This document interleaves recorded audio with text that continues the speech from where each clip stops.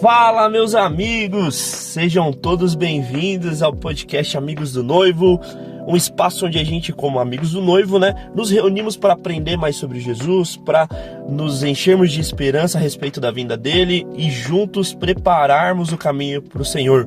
É um podcast que a gente se dedica a aprender mais sobre a Palavra de Deus, aprender mais sobre a Bíblia, aprender principalmente mais sobre escatologia.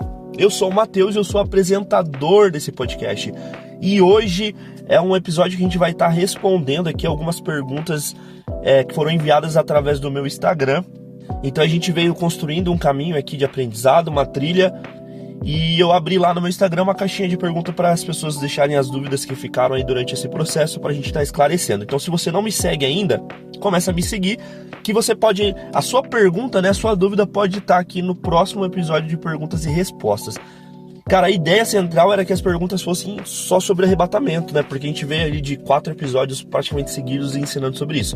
Mas teve muitas perguntas boas sobre outros temas também, alguns temas que a gente nem lançou muito fundamento aqui ainda, mas que vale a pena responder. Então, se você chegou até aqui, eu peço que você siga esse podcast, não sei qual plataforma que você está assistindo, que você está ouvindo, mas se você estiver ouvindo pelo Spotify, cara, o Spotify ele liberou agora comentários.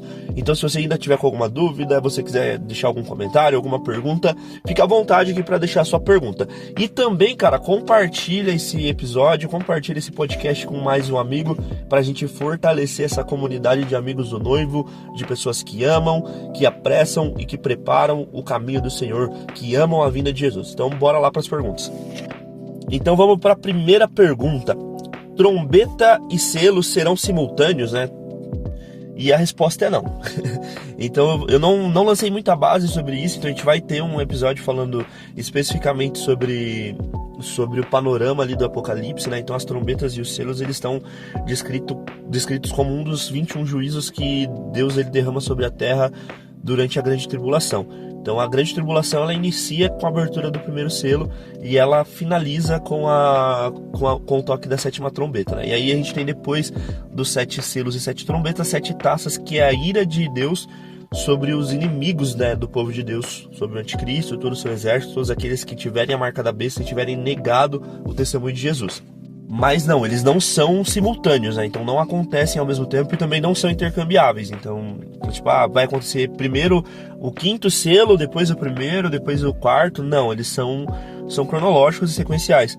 Então primeiro acontece o primeiro selo, o segundo, o terceiro e assim sucessivamente. Após o 7º selo, aí sim inicia a primeira trombeta até chegar à última trombeta. É a mesma coisa com as taças, Então não é simultâneo, não é ao mesmo tempo.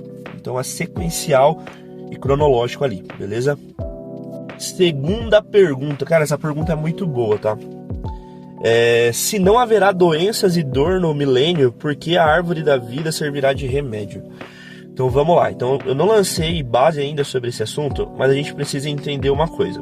Então a gente passa despercebido pela maioria das pessoas um grupo de pessoa durante o governo milenar de Jesus. Então a gente sempre identifica os 2 grupos principais, que primeiro são os salvos, são aqueles que foram fiéis ao testemunho de Jesus, foram aqueles que não cederam ao anticristo, que não receberam a marca da besta, aqueles que mesmo diante do martírio, mesmo diante da morte, não negaram Jesus, e eles são salvos e são recompensados por Jesus e eles reinam com Jesus.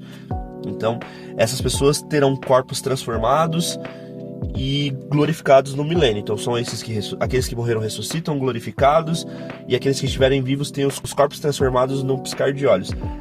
Então essas pessoas não precisam de remédio, essas pessoas têm um corpo incorruptível, como diz o apóstolo Paulo lá em 1 Coríntios 15. Então a corrupção do nosso corpo, doença, morte, ela vem através do pecado. E durante o governo milenar, nós, os salvos, os santos, nós não teremos o corpo corruptível. O nosso corpo, ele não estará sujeito à corrupção da terra. Então a gente não sofrerá doença, não sofrerá dano, a gente não morrerá. Mas existe um grupo de pessoas que é citado nos profetas, é geralmente citado pelos profetas como os que restam, os restantes, os sobreviventes, Então, por exemplo, Isaías 65 fala sobre esse grupo de pessoas, e Isaías 65 ele descreve ali, por exemplo, que durante o reino milenar de Jesus, as pessoas as pessoas continuarão casando, tendo filhos, as pessoas que morrerem com 100 anos, elas serão consideradas malditas, porque ainda com 100 anos a pessoa vai ser jovem, mas espera lá, a gente que é salvo, a gente não morre. Então tem mais citações a esse povo, né? A esse grupo específico de pessoas, por exemplo, no livro de Joel também. Então se você ler Joel 2:32, você vai ver esse tipo de pessoas. Zacarias 14:16 também. Em Isaías 11 é falado sobre juízo derramado de Jesus sobre algumas nações. E aí mais um pouquinho para frente ele fala, e os que restaram do Egito, os que restaram da Síria, e mostra esse pessoal entrando no reino milenar. Então quem são essas pessoas? Essas pessoas são pessoas que sobreviveram ao governo do anticristo. Foram pessoas que sobreviveram durante esse período da grande tribulação, e eles não tiveram a marca da besta, eles não aceitaram a marca da besta, eles não se renderam ao anticristo, eles não adoraram ao anticristo, mas eles também não se submeteram ao senhorio de Jesus, não se submeteram a Cristo, por isso eles não entram no milênio como salvos. Então essas pessoas, elas entram comuns no milênio. Então a gente tem nos profetas essas pessoas sendo mostradas como sobreviventes. E aí que tá, né? A gente não enxerga o reino milenar de Jesus como um reino de um rei. Os judeus, eles esperavam que Jesus voltasse como Messias e ele instaurasse o reino dele. Então, eles esperavam um reino físico, um reino militar, um reino político. E eles estavam certos. Eles só não estavam certos do momento, então não era naquele momento, mas a gente terá um governo político, um governo militar de Jesus instaurado no milênio. A gente vai reinar com Jesus, a gente vai participar do reino de Jesus, mas a gente vai reinar sobre quem? A gente vai reinar sobre essas pessoas. As escrituras mostram, por exemplo, no livro de Apocalipse, mostra as nações indo até Jerusalém uma vez por ano para poder participar de uma das festas. Mostra que se essas nações se recusarem a ir, né, uma vez por ano a Jerusalém, não vai chover sobre essas nações. Tem uma continuidade de vida durante o milênio, e a gente, como salvos, a gente vai reinar sobre essas pessoas. Então, por exemplo, né, Jesus, ele em Lucas 19, ele fala sobre os servos ruins e servos bons. E quando ele fala do servo bom, ele fala assim, servo bom e fiel, fostes fiel no pouco e sobre muito te colocarei, governará sobre 10 cidades. Ou seja, Jesus, ele vai ter os seus governantes durante o milênio. Então os países, as cidades, os estados terão governantes. Então é como se Jesus, ele chegasse pro presidente Lula e depois do milênio falasse, cara, você fez o teu trabalho, beleza, só que agora eu vou colocar um dos meus aqui e ele vai governar sobre o Brasil.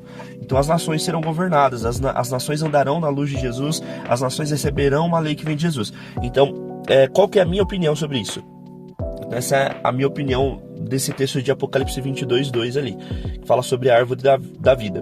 A minha opinião é que essa árvore, ela serve de cura para as nações, né? É o que o texto fala. O texto fala assim: e passava no meio da rua principal, e de cada lado do rio estava a árvore da vida, que produz 12 colheitas de frutos por ano, um em cada mês, e cujas folhas servem como remédio para curar as nações. Então, é para curar as nações. Então eu creio que essas pessoas que não terão corpos glorificados, né? Porque essas pessoas que sobrevivem ao milênio, elas não vão ter corpos glorificados. Então elas vão continuar casando, elas vão ter filhos. E são essas pessoas, né? Por exemplo, que Satanás, ele é solto no final do milênio para testar as pessoas. Mas nós salvos, nós não somos mais tentados por Satanás, porque nós já fomos salvos, nós temos corpos glorificados e a corrupção não nos atinge mais. Então o pecado não nos atinge, mas essas pessoas, esses sobreviventes, eles serão tentados, né, por Satanás no final do milênio. Então eles vão ter essa chance durante o milênio, né, de ser discipulados por nós, ser governados por nós junto com Jesus e de aceitarem Jesus. Então essas pessoas não têm corpos glorificados, então elas ainda ficam doentes, elas são sujeitas à morte, elas são sujeitas à corrupção, elas são sujeitas ao pecado. Então eu creio que esse fruto seja para essas pessoas. Vamos para a terceira pergunta, né? Seremos arrebatados para onde, né? Então o apóstolo Paulo, ele fala sobre o arrebatamento como uma reunião dos santos, né?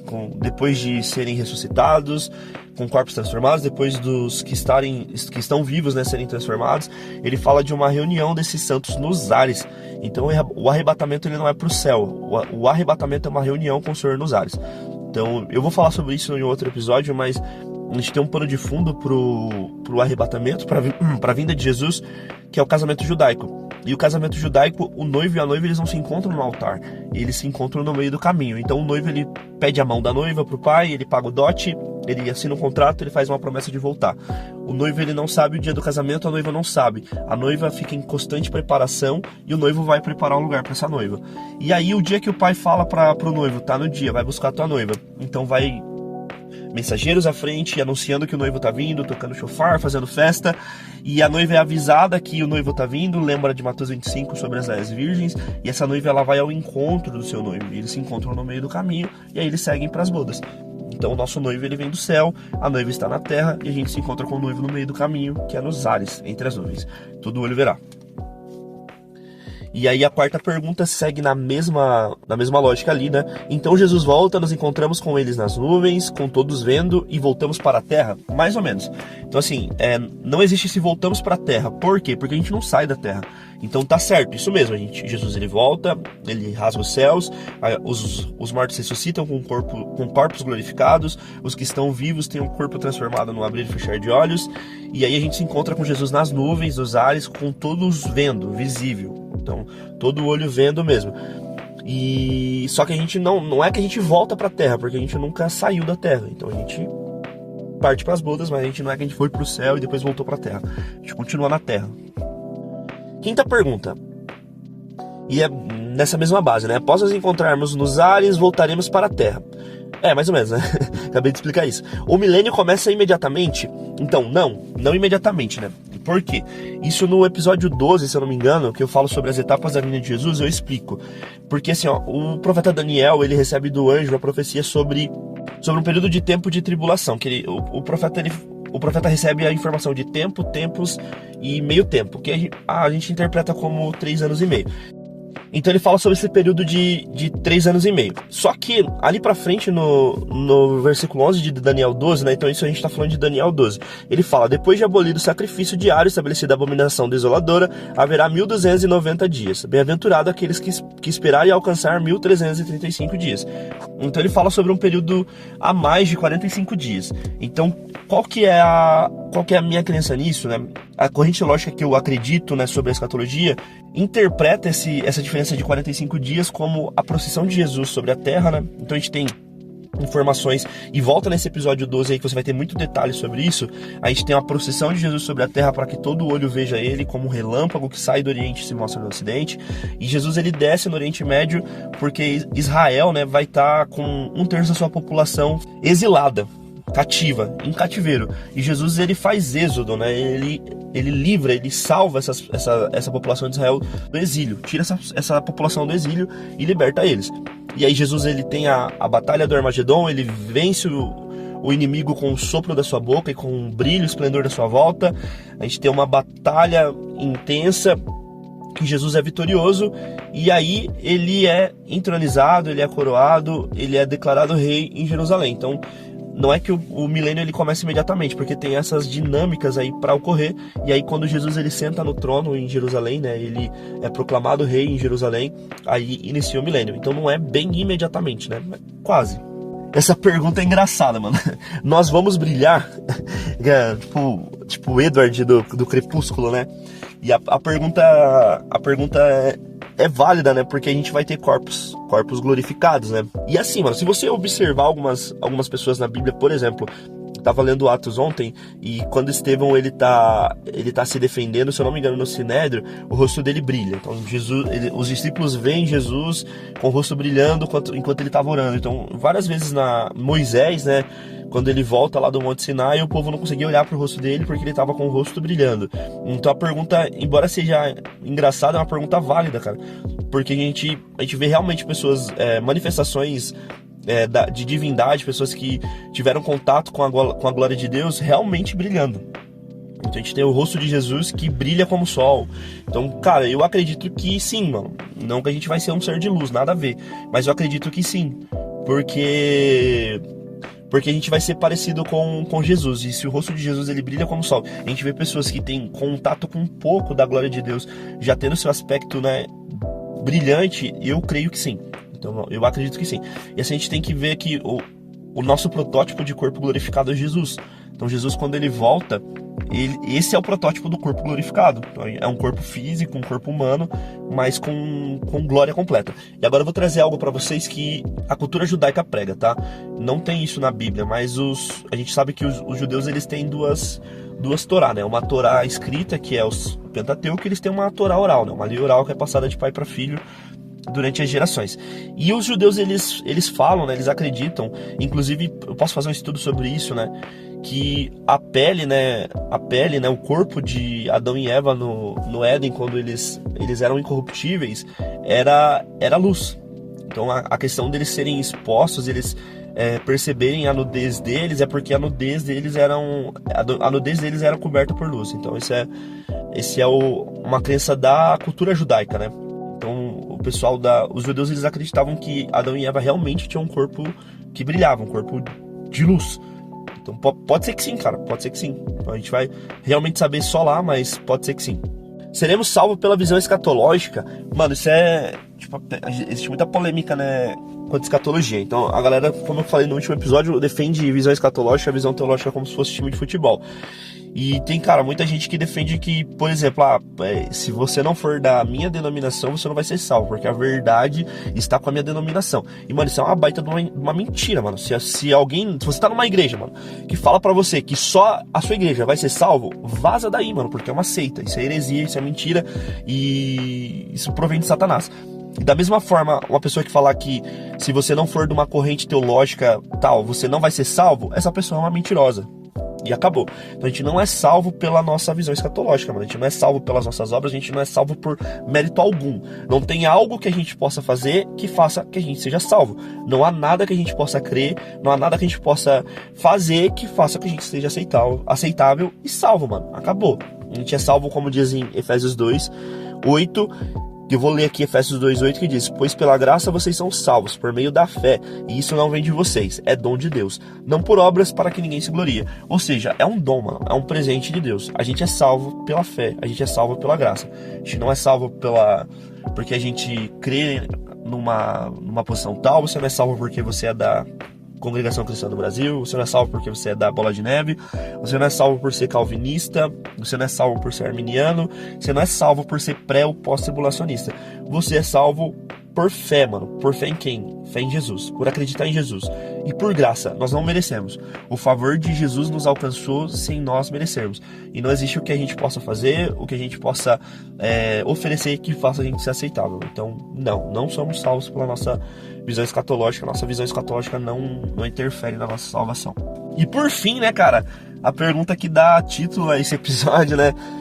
Mas a igreja será arrebatada num piscar de olhos? Acontecerá? Eu sei que você também ouviu com o ritmo da música, mas eu não vou falar sobre a música aqui. E, cara, eu postei um vídeo no meu Instagram falando sobre isso e, mano, repercutiu demais, cara. E os meus irmãos pré-tribulacionistas, né, cara, eles se sentiram ofendidos. E eu quero pedir publicamente perdão se vocês se sentiram ofendidos, mas, cara, de forma alguma a intenção aqui é expor algo ou falar que alguém tá errado. Mas, cara, não. A igreja não será arrebatada no piscar de olhos. Não acontecerá no piscar de olhos. E isso é uma interpretação equivocada do que Paulo escreveu em 1 Coríntios 15. E as pessoas ficaram bravas comigo porque eu usei a palavra equivocada.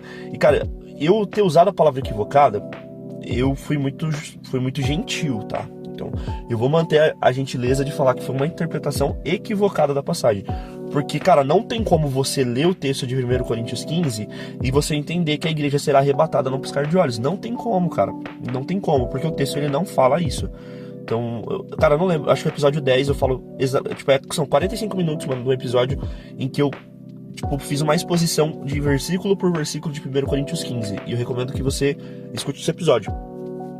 1 Coríntios 15 é como se fosse, cara, uma tese de Paulo contra, né, os irmãos ali de Corinto, da igreja de Corinto, porque tinha uma galera que tava pregando uma baita de uma heresia. E qual que era a heresia? Primeiro, que a ressurreição não era física, que a gente seria ressuscitado espiritualmente apenas. Mas, o seu corpo físico não seria ressuscitado. E a segunda heresia que era pregada é que Jesus não ressuscitou fisicamente, que Jesus ele ressuscitou apenas espiritualmente, por isso a gente não ressuscitaria.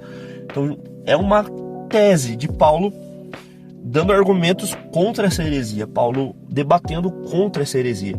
E, inclusive, eu desafio a você a ler 1 Coríntios 15 todo e achar a palavra arrebatamento lá. que não está, a palavra arrebatamento não é nem citada em 1 Coríntios 15. Paulo ele não fala em momento algum sobre arrebatamento, ele fala sobre ressurreição. E tá, Mateus, o que acontece então no piscar de olhos? Porque algo acontece no piscar de olhos, tá escrito lá. Então a gente vai ler. E aí, se você quiser se aprofundar mais, vai para esse episódio que tem aqui. E principalmente, mano, lê a Bíblia. Então, abre 1 Coríntios 15 e lê o capítulo todo. Você vai gastar 20 minutos e vai ser esclarecedor para você. Mas eu vou direto pro versículo 51, que é o que importa para essa pergunta. Eis que eu digo o mistério. Nem todos dormiremos, mas todos seremos transformados em um momento, em um abrir e fechar de olhos, ao som da última trombeta. Pois a trombeta soará, os mortos ressuscitarão incorruptíveis, e nós seremos transformados. Nem todos dormiremos, mas todos seremos transformados. Então, o que acontece no abrir e fechar de olhos?